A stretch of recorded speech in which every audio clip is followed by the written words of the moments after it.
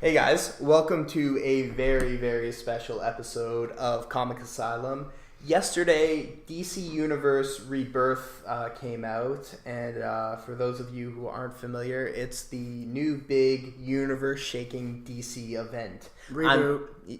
It actually wasn't a reboot, but we'll get into that. I'm Jesse. And I'm Sean. And this book, you know what? I'm just going to dive right into it. Spoilers. This is how you fucking do it, DC. They fucking nailed it in this book. I got everything I wanted and more. The DC universe to me has been lacking in the last few years. The New 52 universe has not felt like the DC universe. There's been things in it that I've liked. We talked a bit about New 52 Superman in episode 1. I did like things in there, but overall, the DC universe has been a mess, especially as a Flash fan, and this book was everything I wanted in 80 pages and more. This is how you do a universe-shaking event. Not drawn out over 6 months with overpriced issues. We got one 80-page issue that was $3, and it addressed a lot of the problems with the universe. I loved it. As you can tell, Jesse is clearly having a nerdgasm to this because this is like redefining to him for the DC universe. So, well, I should probably start by saying my favorite comic book character of all time is Wally West. And after years and years of being gone and editorial, not basically doing the wrong thing with the character for years and years and years, including introducing a version that was in no way, shape, or form even slightly like the original. It was so nice to have Wally back. It looked like Wally. It sounded like Wally. He had his history back. I loved it. Yeah, I thought it was cool. I mean, the whole premise is he's trapped in the Speed Force. He's trying to get out. Mm-hmm. There you go. I mean, this takes place right after the Flashpoint paradox. Well, a few years after, but yeah, okay. Basically. So it's based off that event, though. Yeah. The whole premise of this is that now Wally West is trying to get himself out of the Speed Force, and because of the Flashpoint paradox, so many things have changed, and he can't seem to get someone to pull him out. Yeah, and for those of you who don't know, Flashpoint was the event that kicked off the New 52, which was the reboot of the DC universe, and this to me was not a reboot.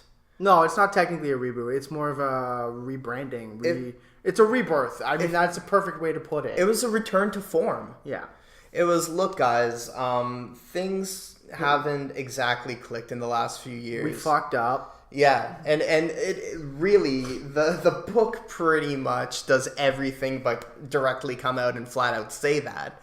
Like, it's pretty obvious that the mission statement of this book was, let's, give the fans more of what they want. Let's stop trying to make the DC universe so dark and gritty. They finally grew out of their teenage emo phase, and you can, everything that I loved about the universe is coming back. That's a good, I guess, an interesting way to put it. As Jesse stated, this kind of takes place after the Flashpoint paradox, which launched the New 52. If you're unfamiliar, like I was, with the Flashpoint paradox, you can just watch it on Netflix. There's a pretty cool animation. They did a really good job with it. Yeah. It kind of caught me up to speed. I mean, it's definitely something I want to read now because it was pretty badass. But, this is a very unique story event, I guess. This kind of put everyone back to, ground zero. They're there. They know something was between certain characters. They kind of have some recollection or a feeling that something is missing, but we don't know what it is. And I really like that because the way I always interpreted the New 52 universe and the way I think it was treated overall was as a separate universe to the previous DC universe. So I think a lot of people wanted that universe back, but then there were a lot of fans that got brought on with the New 52. So it was really hard to please everyone, and I think they did a really good job of taking a terrible situation and turning it into a really interesting story. A lot of great characters returned that have been gone. Wally West, I can't explain enough how happy I am to see him. Ted Kord. a character that's been dead for years that was always another really fun, upbeat comic book character is back now.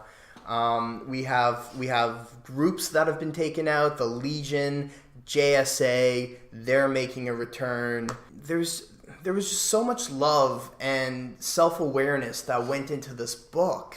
And it didn't just address like, oh, here are the characters you missed, here are the events that you missed. It felt like the DC universe again. It had heart again, and the DC universe has been missing that heart for the most part over the last few years. Like I said, there were things in the New 52 I liked, but this really feels like a return to form. Yeah, I mean, as someone, I didn't really read a whole lot of the New 52. I mean, as Jesse stated, we did, Action Comics #1, which was the New 52. Yeah, in episode 1. There you go. So for me, this was kind of interesting. I like the way the book is actually laid out. So it's laid out in 4 chapters and an epilogue. Mm-hmm. The first chapter is called Lost, and the whole premise is Wally West in the Speed Force trying to find a way out. I mean, he shows up, he finds Batman. Batman's like, I don't know who you are. It ties in the letter from Flashpoint, which I really like. Yeah. It brings up, how like Wally West passed his origin story, if you will. With Barry Allen. I would like to add in one little thing while we're on the Wally West history tangent. There was one thing that they retconned out, which is his kids. And I think that's actually a good move. His kids were introduced maybe in the last 20 or so issues of his run, and basically instantly they went from toddlers to age-accelerated, tweens. Okay, well, here's a question. Did they actually retcon them out? Because right now, well, that's the whole premise is that Wally kind of assumes that about 10 years or so has been removed from the timeline. And we know that his relationship with Linda is one of those things. Yes, so his kids could still very well be there. It's just that if 10 years has been removed, that 10 years of those kids could have existed. I think that, even if you're a fan of the characters, his kids, I think a lot of people, regardless, felt that the way that it was handled was very half-handed and very, quick and lazy, and, the accelerated. It was weird seeing a mid-20s Wally with tweens. Well, yeah, I would agree. That's a little weird, but I mean, he's a Flash. Yeah, you don't know what kind of weird genetic metahuman type thing could happen to those kids. And it does show a picture of his daughter in the Rebirth, where it shows the panel from Flash Rebirth with all of them there. Mm-hmm. It does show his daughter as Impulse. But that's one retcon that they sort of made here that they didn't really address, and I'm okay with it. It's fair. It was cool. So, yeah, as we're going through the story, Wally is trying to basically go to all his friends, everyone from, the Blue Beetle to Batman. I'm so excited for the new Blue Beetle book, man. This is the first time we've ever seen those 2 Blue Beetles together, Ted Corden and Jaime Reyes, and I'm really excited for that. Fans have been asking for Ted Cord back for years and years and years. I think from an outside perspective, a lot of this stuff can come off as fan service. It's fair. But, Well, I mean, the idea was to try to get back to where DC's roots were, right? Which is the whole concept of the Rebirth. Mm-hmm. I mean, we watched the Comic-Con panel. I think it was Comic-Con. Yeah, we with the editors and the artists of DC talking about the Rebirth event and how, the main premise of this was trying to get back to where they were, how they lost their way. They're trying to get back to before they lost their way, trying to restore themselves and rebuild the DC universe as, everyone's come to love and enjoy. Mm-hmm. Yeah, I mean, it's an interesting story because, the premise is that 10 years has been removed from the timeline, 10 years or so. Mm-hmm. We don't actually know. And Wally is the only one who knows that. Everyone else has lost their memories. Relationships have been destroyed. The Green Arrow and Black Canary. They're no longer in a relationship. They do have this kind of lingering feeling that there might be something there, but they don't remember ever being together. Yeah. Well, touching on the 10-year timeline thing being removed, that was actually really great because one of the things with the New 52 was that it set up a 5-year timeline where the heroes have been around for 5 years.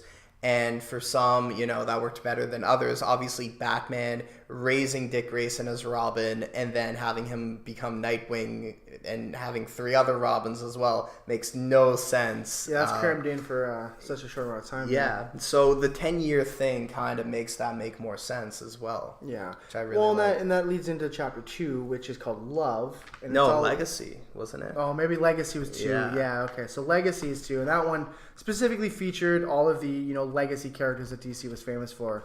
Yeah. All of these sidekicks who would then become superheroes and continue on the legacy of their mentors. Yeah, you had Ray Palmer and Ryan Choi for Atom, the Blue Beetles who we've discussed. The Atom. We also had the Legion. We had a new Green Lantern shown, Jessica Cruz, who's the first female Green Lantern, I believe. Aqualad from Young Justice. Yeah. That was really cool. He was actually introduced before the New 52 for a hot 5 minutes in the comics, and then I guess they decide not to use him. Aquaman's still lame. Dude, but Aqualad Calderon from Young Justice, he's an awesome character. Yeah. I can't wait to see him in the comics. And you also have... Oh, yeah, Pandora from New 52. She just poof. She was kind of seen as the herald of the New 52 and kind of a symbol of it. Poof. And they blew her up, basically. Yeah, she ends up as just this weird pile of steamy smoke stuff. Take from that what you will. Yeah. We have New 52 Superman dead, and the post Flashpoint Superman stepping into his place. I thought that was kind of interesting. It's because the New 52 Superman's dead, so the Superman we did in Action Comics New 52 #1 there, he's dead. Yeah. But there was Superman from the original Superman run who, I guess, the one that people recognize a little bit more as your... ended up in, the New 52 universe. Right. And it was like, I'm going to retire, I'm going to be just, a regular dad. Going to be super dad, yeah. And now the story is leading to this event where he's going to end up having to be the Rebirth Superman. Yeah. Which is pretty awesome. So, I mean, you brought back the original Superman. Mm-hmm. Which is pretty cool. Well, that's what they're doing. They're bringing back all the elements that, made it DC. Black Canary and Green Arrow is another one that's addressed because that's one of the most famous couples of DC Comics. And I don't think they've even had any interaction in the New 52. So I wouldn't know. Yeah, all that stuff's been addressed and coming back. Yeah. Well, I mean, because that's a famous part of their characters, and that's addressed as well. How that's missing, Love is missing, and all these characters have been torn apart and had pieces of their history that made them who they are removed. And, as we go on the tangent of Love, we see Aquaman propose to Mira. Yeah, which we discussed before. I thought it was a little weird because the whole premise of the chapter in the Love chapter, is that all of these relationships have been removed so that you could essentially rebuild them and, kind of change them from what they used to be, but rebuild upon them so you could have these stories kind of unfold again. With the exception of Aquaman, who in this chapter where everyone else forgets that they were in love with someone else, Aquaman gets engaged. Well, that was something that they had already kind of had in the New 52, their relationship. They just weren't married and the reason why I think that was such an important scene was because part of the editorial mandate with the New 52 was that the superheroes could not be married. They got rid of Flash's marriage, they got rid of Superman's marriage, they got rid of Aquaman's. So to me, this was kind of them saying, you know what, like, these characters who belong together, we're going to let them be together. I get that, but at the same time, it was like, if everyone else, lost 10 years or so, lost all their, the love in the world that they had, why is it that, Arthur Curry or Aquaman here is the only one who gets to be happy? I mean, to me, the message was made. Well, I think they're going to start building up to that again with all these characters because they want to. But that's what I'm saying. Like the whole point is to reconcile the universe, right? Yeah. Like this, to bring everything back to the way it was supposed to be. Right.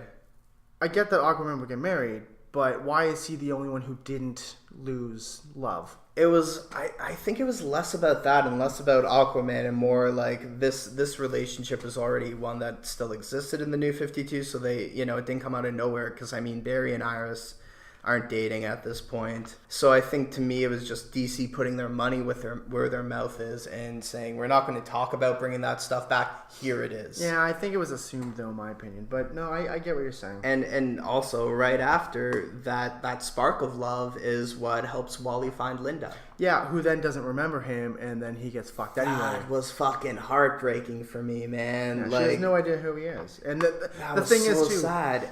The thing is, too, is that, the whole time he's like, Linda's the reason I've always been able to kind of get myself out of the Speed Force. Yeah. She's been like the rock, the one that's able to always pull me out. He finds her. I love their dialogue together too. The whole line about, you look like when I met you and you were still finding your voice and you helped me find mine. I love the way that they wrote them together, and it was so sad when she didn't remember him.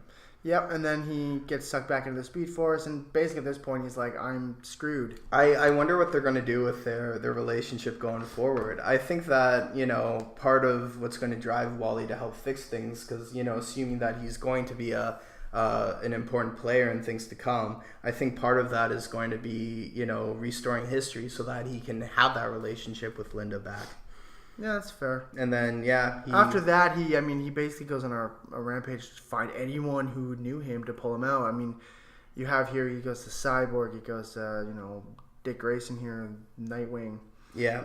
And, Captain Boomerang for some reason. Yeah, I guess just anyone at this point. Yeah, I mean, Vic and Dick are both, that rhymes, they're both good friends of him, so, it made sense for that, but yeah, and then...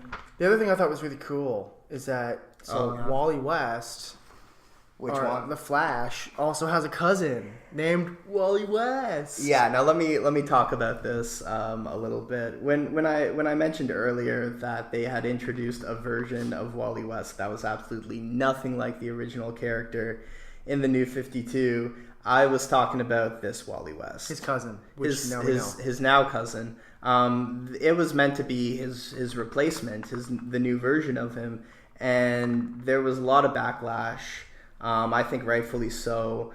And now, since they've brought back original Wally, they've decided to turn this Wally into his cousin. He's going to be the new Kid Flash. And I don't know, maybe I can actually start enjoying this character on his own merits now that he doesn't have the cloud of not being Wally above him. I don't know. What did you think about new Wally? I mean, I didn't know the new Wally, so yeah. I mean, I never read any of it, and I go by everything I've read online was a lot of people were upset with him. Yeah, because he wasn't the embodiment that Wally West was when he was the Flash. Yeah, but I think it's really cool that they kept him, and they made him his cousin, and I mean. He also has the abilities that the Flash has, which is great. I mean, you're looking at a new Kid Flash here. I wonder if we're going to eventually see a name change with him. Yeah. If they're going to get kind of sick of having two characters named Wally West. Wallace West. Or something. Well, he's named after the grandfather, right? Yeah. So that's very possible. As Wally, the Flash Wally, continues going through the Speed Force trying to get anyone to pull him out, and no one has any recollection of him, he runs into my favorite Flash, Barry Allen. I did love, I think it's worth mentioning out, I love that bit where Barry buys the crowd that he saves pizza and then tips the restaurant by renovating it. Yeah. I thought that was a really nice little touch. I love Barry Allen. I think he's awesome. And that's what I liked about this is it actually, like Jesse said, it kind of goes through this reflection of Barry, like the kind of person he was. Mm-hmm. He rescues a bunch of people from, a burning building. He, in super amazingly fast time, is able to assess if anyone's super injured and they need, paramedics. Mm-hmm. He sees that one kid is hungry, so he brings everyone pizza. The restaurant that he goes to get the pizza, he tips them by renovating their entire kitchen. That to me, it's like, that's genuine happiness. Like, he's happy to do that. And that's what I love about Barry Allen, which is, I think, why Wally West comes to Barry Allen at this point. Well, yeah. And this is kind of the pinnacle moment. Barry Allen, at first, kind of is confused. He's like, I'm not really sure what's going on. And Wally, at this point, is ready to accept that he's trapped, he's stuck in the Speed Force, he's going to die. He just wants to warn him and make everyone safe. At this point, he's accepted his fate, and he's going to fade away, and he just wants to say thank you. and die with a smile on his face and helping people. He just wants his death to mean something. And I love that. I loved it. I really thought he was gone. I thought that this was going to be the end of Wally, but this was our goodbye. But it was actually the rebirth, because as you know, Wally is kind of disintegrating into the Speed Force here. Barry in the last second goes, I know who you are. I remember you, and grabs his arm. Pulls him out. Can I make a confession? Sure. I totally teared up there. That's fair. It was pretty emotional. Totally teared up, man. It was really well done. Like the panels for this are phenomenal, because this is like, you know, you're looking at 4 pages right here of Wally West basically accepting the fact he's gonna die, being done, thanking Barry Allen for who he is, and giving him this warning, this final message, and then you get this arm grab. He grabs Wally's arm and pulls him out of the Speed Force, and the two of them stand there, and Barry apologizes to him. How can I ever forget you? Exactly. And that was almost like DC talking to us, the Wally fans, and saying, you know what, guys, like, you know, maybe they didn't realize how important of a character he was to the DC universe. And this book was almost very fourth wall breaking in a lot of ways. So then we get to the end. So we find out that the universe wasn't exactly changed by Flashpoint, and that, well, Flashpoint opened the door, there was someone else manipulating. Something else. Yeah, and taking out that 10 years. And we're given a little hint and this at is the okay. end. This was my all-time favorite part. One of my all-time favorite DC stories is The Watchmen. We should do it on the show. I totally agree. And at the very end, well, not the very end, I guess the end of the chapter, before we get to the epilogue portion. Yeah. Basically. The chapter ends with Batman holding up the smiley face button with the blood across the eye. Mm-hmm. You know, the symbol from The Watchmen. The comedian. They brought in the Watchmen comic franchise, which was like its own standalone thing. It was its own thing, not attached to, you know, Batman and Superman. They brought it in. And it's like, holy shit. To me, that was like, I was like, wow, I'm sold, because this was the coolest part. Like, this to me was like, I was like jaw on the ground, like, holy crap, they just brought the Watchmen series into the actual canon of the DC universe. Mm-hmm. Here's what I think about that. I think it's gonna, first of all, it's gonna piss off a lot of people. It's gonna be very controversial, just them using Watchmen in any fashion. Fuck them.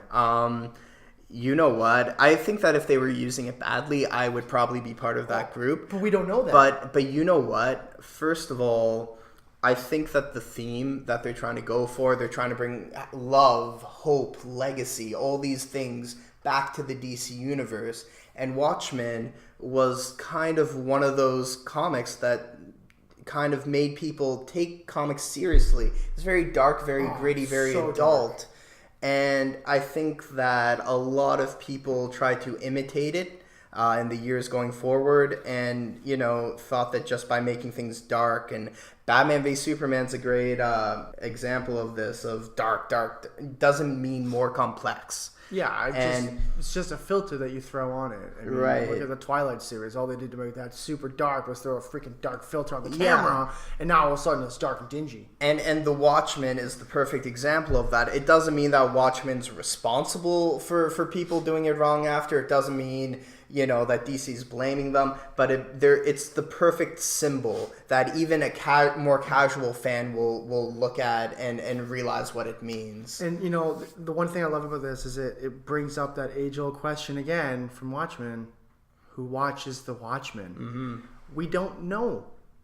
Maybe the person watching the Watchmen has manipulated the timeline and has pulled that 10 years out to weaken the Earth as it currently stood, so that maybe, you know, we could be seeing some kind of invasion in the future. So you don't think it was Dr. Manhattan that did it? I think, if anything, like in Flashpoint Paradox, it's the same idea as how Aquaman used Captain Atom. He had him kind of, you know, chained up and was going to use him as a doomsday weapon. I think Dr. Manhattan, as we know, who went off to create his own universe and do his own thing, because he was like, I'm done with this shit. He was done. He took off. Maybe he encountered something that is manipulating his power and enslaved him. Maybe. We don't know. And that's why I like this draw. Having the Watchmen enter into the DC universe like this, I think opens up so many possibilities story-wise. Because Dr. Manhattan is fucking like insanely super powerful. Well, look, how at least this is interesting. How boring would it be if this was new time manipulating villain number 753? Well, exactly. You know, this is a ballsy move on DC's part. Yeah, absolutely. I think it was a risk that was definitely needed. Yeah. And I think that drawing on the Watchmen series, like the comic, like this graphic novel, yeah, to get technical, I think it's a phenomenal idea. I think it's great. Mm-hmm. I mean, fuck, it's just like the way Batman holds the comedian's pin up. You're just like, holy shit, it all came down to that. Mm-hmm. And you're like, there's so many possibilities of where it can go, and that's what I loved about that part. Again, I am a fan of The Watchmen. I love the graphic novel. It was great. But it was always standalone. Now it's not. It's finally involved in the DC universe. And that's going to bug a lot of people. Of course it is. But if it's executed well, yeah, I don't care if... I mean, again, it comes down to where the story goes. But if they can execute this well, I think this will be the best, boldest move they could have made. And you know what? So far, I think they're off to a damn good start. I agree. So, I mean, at the end of the day, Jesse, what would you give the launch of Rebirth? What would you give it out of 10? First of all, I just want to kind of go through the credits a little bit because I was so excited I didn't do that off the bat. This fantastic issue was written by Jeff Johns. I have a feeling we know how he's going to write this. You know, the art, it had some of DC's best artists on it. Gary Frank, Ethan Van Sciver, Ivan Reyes, Phil Jimenez. And man, they knocked it out of the park. I think that this is the first time that I've been excited for the DC universe as a whole in a very long time, even going back before Rebirth or before New 52. I think that there were a few kind of slow years that led them to do that. And I think that they're back with a bang. And man, they brought back Wally. So, you know, just based on my sheer excitement, I think I'm going to give it the show's first 10 out of 10. That's really, really obviously high rating because that's the highest you can give it. It's a very high rating. But you know what, man? They did it. I want more. That's fair. And you know what? A lot of that is first, you know, I pretty much just read it. It's definitely my fan reaction. I'm thinking with my gut right now. You know, I'm not really critically looking at it. But you know what? When a story's able to take you out of your critical mindset and just make you excited, you know, I think that says something. And I think that's what I want. I finished reading this book and I got a lot of the same feeling that I got after watching Force Awakens for the first time. You know, it felt like a return to form. That's fair. And yeah, you know what? I'm going to give it a 10 out of 10 just for that reason. Keep it coming, DC. Keep it going. I can't wait to see what happens with this. That's fair. I'm not going to give it a 10 out of 10. Again, I mean, my experience with the DC Universe is obviously far more limited in scope. Up until, I guess, relatively recently, and I can thank the TV show for this, I thought The Flash was the lamest superhero ever. You shut your fucking mouth. I thought he sucked. He could run fast. Congrats. That's a great superpower. Well, now you know there's a little bit more to him. Superman's a fucking god. What are you going to do about it? Yeah. But, I mean, that's kind of what it comes down to. Sorry, that was our buzzer because we're running out of time. So, yeah, I'd give it a 9, but I would give it a 9 because there's a couple things in it I didn't like. I mean, obviously they're going to explore. There was a whole thing with Wonder Woman. She actually has a twin brother. Oh, yeah. Okay, fine. I'm sure they're going to explore that, and I'm looking forward to seeing where they go with that. I'm sure at some point we'll do some Wonder Woman in the future. Yeah, I wouldn't mind it. And the other thing I didn't like was in the love chapter how when everyone else lost love, Aquaman was the only one who got it. See, I like that. I get why you didn't. I hope you get why I did like it. I understand the concept, but again, I think everyone else lost their loved ones. They lost the memories of the loved ones. But it was about the rebuilding of the rebirth of love. I I thought it was kind of a cop-out. I like it. Although, I'm glad, I mean, we might get an Aquaman issue where he gets, has a wedding, but I highly doubt it, so I'm pretty happy with that, because fuck Aquaman. So I'd give it a 9. I mean, overall, as someone who, again, is kind of only relatively recently got into the DC universe, I didn't really need to know a whole lot prior, which was great. I mean, again, Flashpoint Paradox was pretty much it. I watched it on Netflix, took an hour and 20 minutes. Mm-hmm. Boom, up to speed. Boom, this was pretty good. I think they did a great job, and I do think that it was fairly new reader friendly. Yeah, absolutely. It did explain everything. It explained who Wally West was, if you didn't know. It explained why everything was going on. Yeah, I think it was great, and I would like to stress for anyone listening that has not read it yet, it was not a reboot. No, it's not. It's a rebirth. Yeah. That's the point. Very needed rebirth. When I made the comment of a reboot, I was joking. But yeah. Just because DC is notorious for kind of doing these kind of retcons and rebirths and reboots and that kind of stuff. But this was well done. This is how you fucking do it, DC. There you go. This is how you do it. Jesse Saunders is telling you this is how you do it. Yeah. So 10 out of 10. 9 out of 10 for me, but yeah. Pretty close. So the Speed Out Batman Long Halloween for me. Oh yeah, well, Long Halloween was good, but this was more interesting. But still considered like a classic Batman This was more story. engaging. This was cooler. I loved it, man. I mean, Wally's back. You have so many characters in this. I mean, fucking Constantine is in this for a fucking couple panels. Like, Constantine is awesome. Yeah. But, okay, so that's this special episode of The Comic Asylum. Mm-hmm. Check us out on iTunes. You can find us, The Comic Asylum, if you search in iTunes. And you can email us. The information is available at thecomicasylum.blogspot.com. Let us know what you thought of Rebirth. And on Twitter, _asylum. That's how you reach us. So, yes, let us know what you think about Rebirth. And till next time, thanks again. Wally's back.